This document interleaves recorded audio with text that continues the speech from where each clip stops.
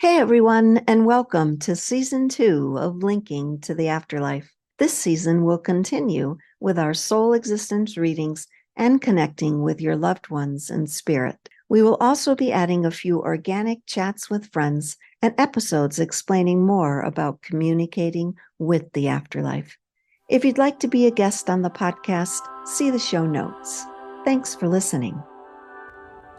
In this video, we're going to talk about how to ask spirit and your loved ones for signs using books. And then I'm going to give you a bunch of exercises that you can do yourself to hear from your loved ones and spirit.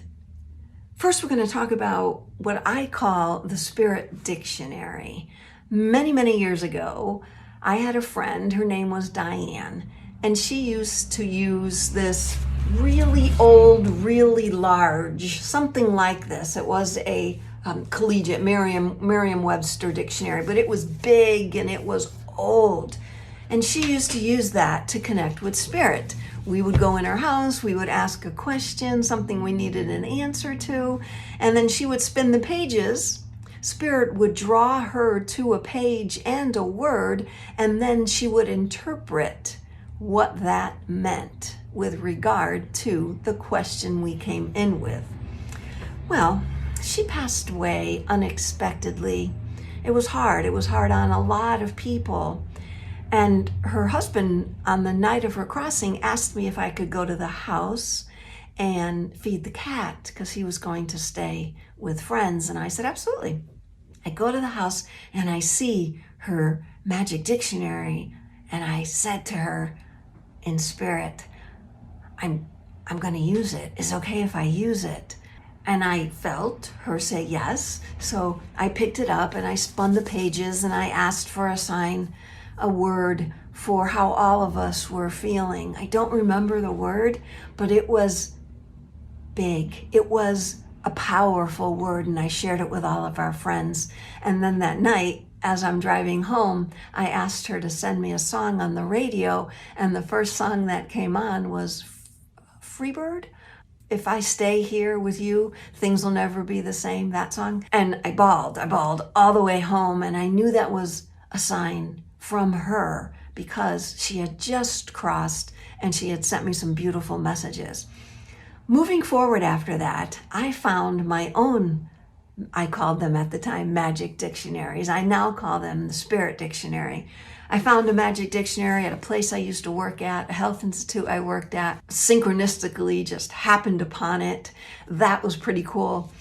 And then when my mom passed away and I moved into her condo to help get it all sorted and eventually sell it, I found this dictionary, and it's all torn and tattered now, but I found this dictionary and I was using it to draw messages from spirit with. Then I found one of my own big spirit dictionaries.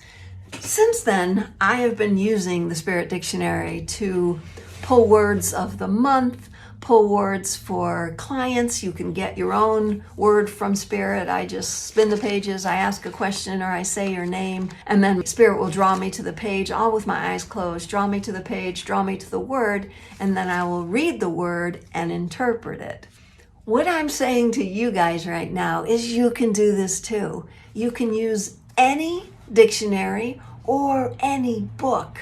I use this dictionary. I also use my book that I recently published. I use this. It's filled with poetry from Spirit, channeled poetry from Spirit. So I use this too. You can use the Bible. You can use the current book that you might be reading, a novel or a fiction or a nonfiction book. You can use anything that's in front of you. Here's what you're going to do. You're going to sit in a quiet space. You're going to close your eyes and formulate a question.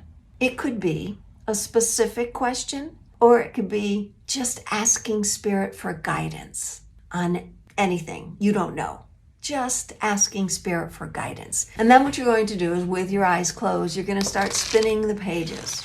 Just start spinning until some sensation comes over you. You stop at a page open the book still with your eyes closed, and then Spirit will draw your finger to either a word or a sentence. I'm going to do what my finger just landed on now, and it is, follow it and indeed you will find the way. Follow what your passion is. Follow your purpose. Every day you live your purpose. Follow it, and it will lead the way.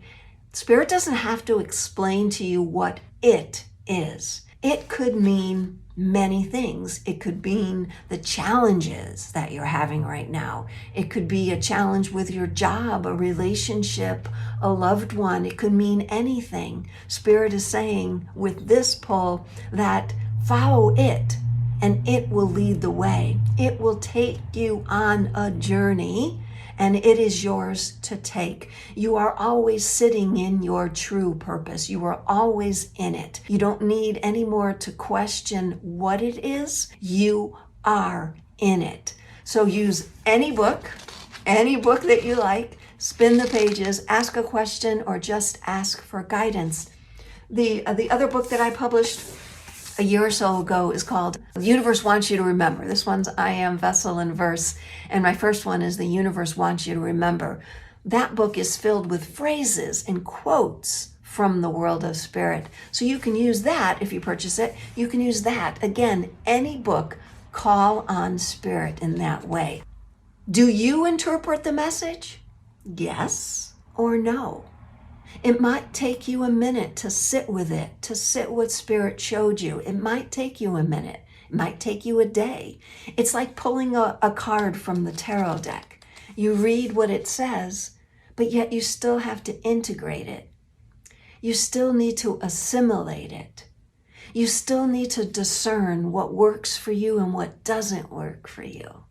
And then you eliminate what doesn't, and you practice what does. So all the books on your shelf, if you're the sort of person, I was that person, always purchasing books to maybe get the sign, to figure out where I'm meant to go. You don't need those books. You only need you and the practice of what you already know. The books turn on a light for you. The books turn on your knowing. So there's one way that you can hear from Spirit. Choose any book. The next way is to, if you really want to hear from your loved one in the world of spirit, and you've been asking your loved ones for signs and you haven't been receiving them, whether it was a dream or coins or a feather or a bird, I need you to do this now. My father, we talked about him in a previous video, his nickname was Moose. And Moose, in the world of spirit, what he does now is he gives classes to all the loved ones in spirit on how to send messages to your loved ones in the physical world. So what you can do is tell your loved one who's in spirit now to go see Moose, to go take a class from Moose, and then watch what happens. Every time I give this story and tell people to do this, they will email me the next day. One person said, I told my dad to go see Moose. And I told my dad I wanted to see him. I wanted a message, a clear message from him. And the next day, when I was looking through a closet for something random, I ran across some videos of my father that I forgot I had. And I was able to see him through these videos and also received messages from my dad. Go ahead and do that. Ask your loved one for a sign by going to see Moose in the world of spirit and taking a class. Another exercise you can do, this is the final one, another exercise that you can do is you can be very specific with spirit, your guides or your loved one. Sit in a quiet space and ask for something specific, and then ask for the time frame that you want to see it, 24 or 48 hours. The first time I did this, I asked Jerry Hicks, one of my spirit guides. I said I wanted to see someone with their arms in the air shouting, woohoo!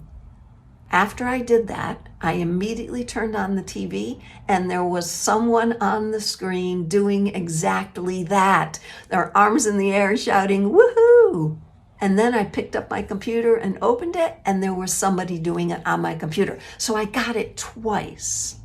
I had someone else do this, one of my clients. She asked for flowers from her mom in the world of spirit, and she asked within 48 hours. Within 48 hours, she was picking up her mom's mail because she still was getting it delivered and her mom had crossed, and she got a calendar, or rather her mother got a calendar, and when she opened it, every month had a picture of flowers. So she got a literal message via the mail from her mother, and flowers were on the calendar. So all of these videos that you've watched so far have been teaching you to interpret signs in different ways, maybe looking at bigger picture, not just being soul focused, having blinders on. These videos have taught you how to leave no room for doubt, how to ask clear and specific questions, or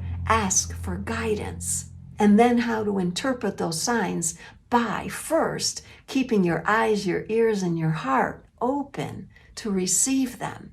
And then if you can't figure them out, email me. I will send you a message about how that sign was for you and the interpretation of it. I will do that also for your dreams. I do also do dream interpretation.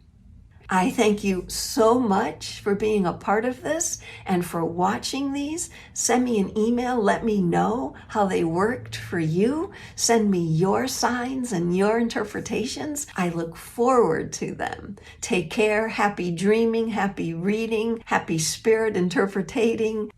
Have a great one, guys. Take care of yourselves. Next week, there's another soul story reading coming up. And then I'm going to dive into examples of automatic writing with spirit and your loved ones, and how you too can connect with your loved ones and guides using these exercises.